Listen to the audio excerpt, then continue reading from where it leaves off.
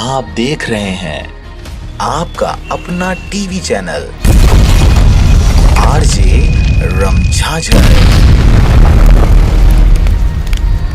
जज्बात के रंग, भरोसा के संग।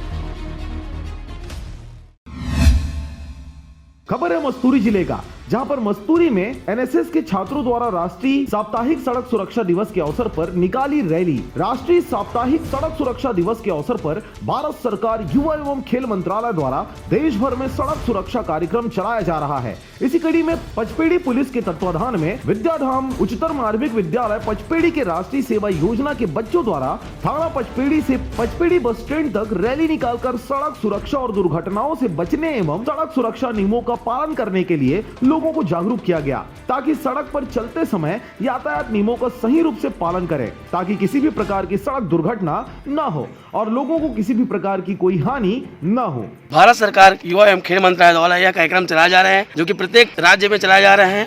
हम लोग एनएसएस के बच्चे के साथ यह कार्यक्रम चला रहे हैं ताकि लोग दुर्घटना से बच सके, जो बेवजह मौत हो जा रही है उससे बच सके। इसलिए यह कार्यक्रम हम लोग के द्वारा चलाया जा रहा है। इस कार्यक्रम का पूरा समर्थन थाना पचपेड़ी पुलिस द्वारा भी किया जा रहा है। मस्तूरी से रविंद्र टंडन की रिपोर्ट, आरजे रमझाझर।